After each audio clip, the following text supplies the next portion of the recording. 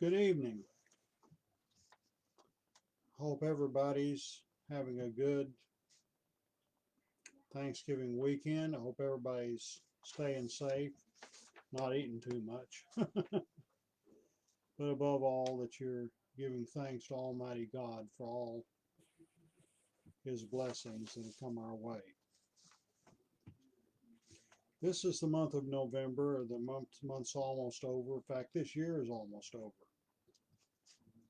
Now, I found this uh, live video as a way of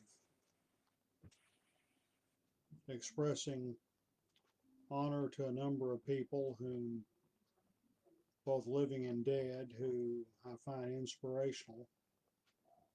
And tonight, I want to give tribute to Dr. David Richard Wallace, a pioneer physician, educator, philosopher, and author who became known as the first prominent psychiatrist in Texas and the Southwest. Uh, Here's a picture of Dr. Wallace right here. From 1981 to 1986, I was employed as a social worker at Charles State Hospital. I learned a lot during that 5-year period. The year of 1985 marked the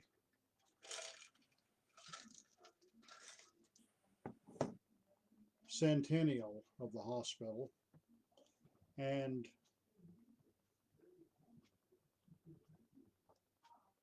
I was on the Centennial Celebration Committee. We began our plans in 1984,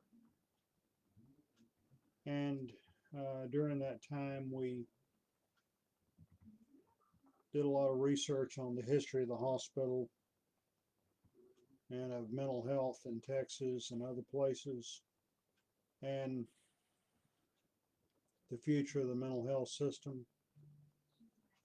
And as I studied the history of Terrell State Hospital, I became quite interested in the first superintendent. During a visit to Oakwood Cemetery in Waco in early 1984 to visit the grave of a friend, I picked up a booklet which had the listing of famous Texans who were buried in Oakwood Cemetery, and among them was Dr. D.R. Wallace. My two permanent contributions to the facility, one was the historical marker at Wildwood Cemetery on the hospital grounds. We got a historical marker for the cemetery. The hospital already had one. And I learned that there was a life-size statue of Dr. Wallace above his grave at Oakwood Cemetery. And that grave faced the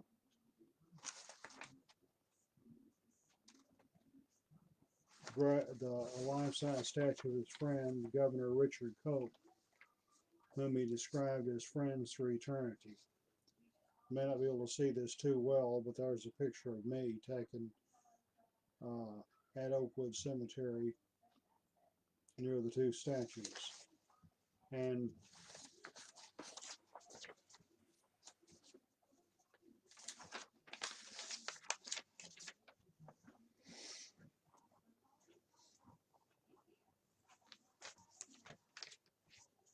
when I learned about that, the head of the volunteer services at Terrell State Hospital called her counterpart at the Waco Center for Youth, and they went out there and took a picture of the statue and mailed it to her, and they took it to a local photographer and had it blown up and the picture was placed in the Heritage Room. So those were my two permanent contributions to the facility. He was often described as a man ahead of his time. He was never content with mere custodial care of the mentally ill, but was determined to demonstrate that a hospital and its milieu could be used as a therapeutic tool.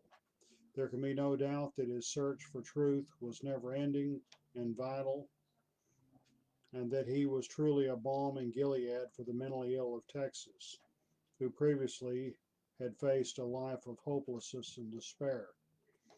Like many of the prominent Texans of his day, he was also a Freemason. For all indications, Masonic principles influenced his life and work. The eminent psychiatrist was born on November 10, 1825, in a backwoods district of Pent County, North Carolina, 12 miles from Greenville, to a family of yeoman farmers, whom he described as simple folk. He was born on November 10th. November played a number of important roles, number of important events. And so this November 10th, just a couple of weeks ago, marked what would have been his 195th birthday. In 1850, he received the Bachelor of Arts degree from Wake Forest College. He gave the valedictory address entitled "The Truth Essential to Human Progress." In 1853, he received the Doctor of Medicine degree from the University of New York. He then established a medical practice in North Carolina. In 1854, Wake Forest conferred upon him an honorary Master of Arts degree. He was a Tar Heel turned Texan who in 1855 accepted the invitation of President Rufus C. Burleson to teach Latin, Greek, French, and physical science at Baylor University, then located in Independence, Texas. By the way,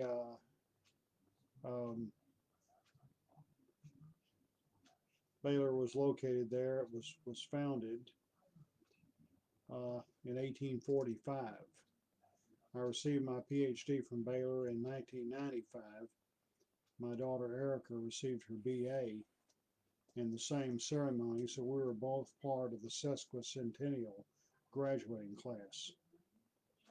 At Independence, he devoted 4 hours per day to his teaching duties, the majority of his other waking hours to a very busy medical practice.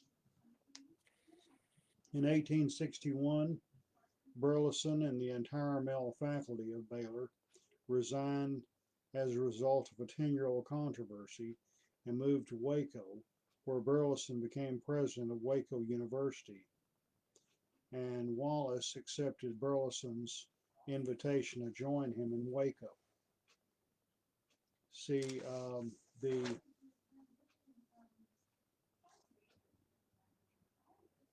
it was 1886 that Baylor actually moved from Independence to Waco and merged with Waco University.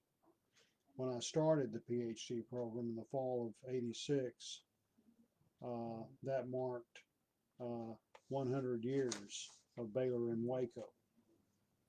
Wallace's involvement in Freemasonry began shortly after he graduated from medical school. He was initiated as an apprentice, passed to the degree of Fellowcraft, and raised to the sublime degree of Master Mason, King Solomon Lodge number 138 in Burgo, North Carolina. He affiliated with Waco Lodge number 92 on the 13th of April of 1865. April 13th of April, 1867. And that is my home lodge, Waco 92. At the time of his arrival in Waco, war clouds were on the horizon. It was on the 2nd of March of 1861 that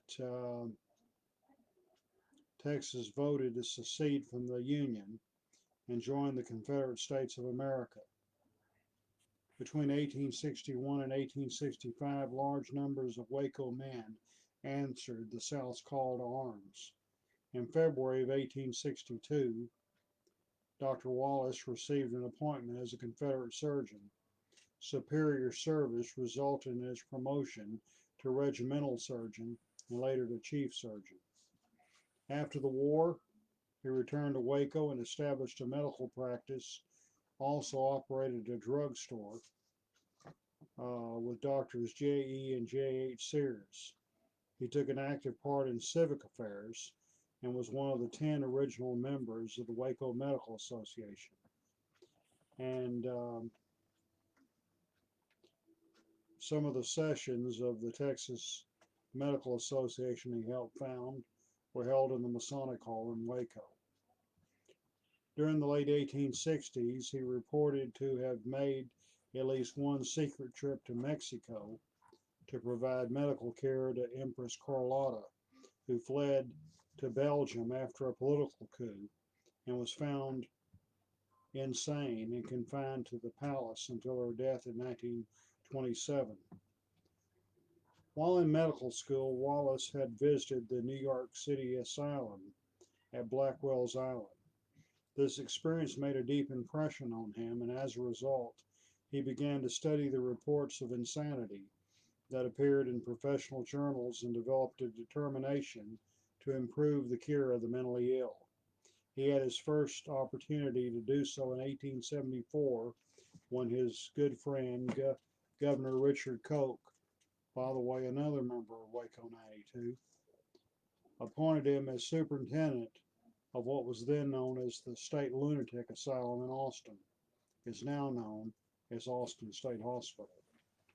As a result of the extensive efforts, when he made his first report to the governor, he was able to show that the percentage of patients he discharged, either restored or improved, was equal to that of the leading hospitals of the nation. He saw his role as superintendent as one of a steward, accountable to both God and man. He advocated early intervention and insisted that it was better that a patient occasionally escape than that the asylum be converted into a prison. In view of his proficiency in business as well as medicine, his administration was always noted for fiscal responsibility.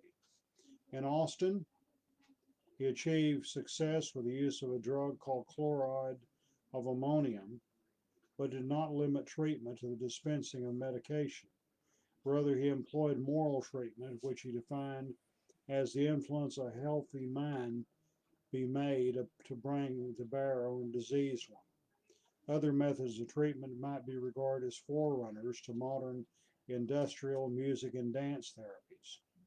However, he was severely criticized by local busybodies who called for the boycott of that crazy doctor who was letting the patients dance.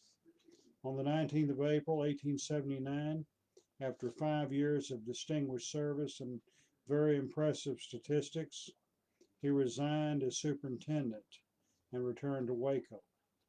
For the first time in his career, he limited his practice to treatment of nervous diseases and psychological problems.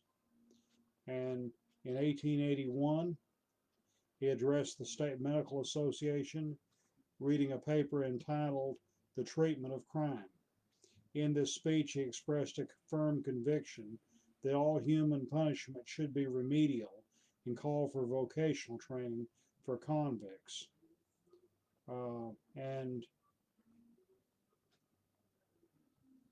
on the 8th of June, 1883, he was appointed as the first superintendent of the North Texas Lunatic Asylum at Terrell. The name was later changed to North Texas Insane Asylum, North Texas Hospital for the Insane. Then in 1925, it became known as Terrell State Hospital, an outstanding facility. very much needed, as much today as it was back then. For 2 years, he supervised the planning and construction of this facility in preparation for admitting the first patients on the 15th of July, 1885. At Terrell as at Austin, he employed a holistic approach involving the best of medical and non-medical treatment. And during his 7 years at Terrell, he was absorbed by his work, so absorbed that family members asked if he had ceased to take interest in anything but lunatics. In 1890, at the age of 65, he retired from the hospital and returned to Waco, where he spent his remaining years in study and consultation. He published a number of scientific papers and often served as an expert witness in jury trials of the insane. Always an organization man, he continued his involvement in medical societies and Freemasonries, and also became active in the Benevolent and Protective Order of Elks, an order where he found much enjoyment. On the 27th of November, 1901, that was 119 years ago today, Wallace demonstrated his spirit of benevolence when he sold some property in the Mary Beecham survey at Whitney, Texas, for the sum of $10 to officers of Pleasant Hill Missionary Baptist Church, an African American congregation organized in 1883. Such a sale of property at such a low price surely was motivated not by a desire for personal profit, but by a commitment to provide a place of worship for a struggling congregation. That church is very dear to my heart. My first pastorate was at Whitney back in 72 and 73, when I became aware of Pleasant Hill and went to their homecoming for the first time in October of 72.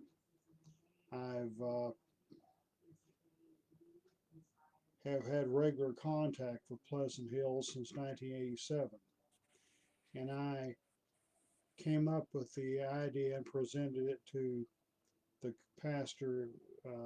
Felden Black was the pastor at the time, of getting a historical marker for the church. And when I began researching the church's history and found the deed, and a decade earlier I had gotten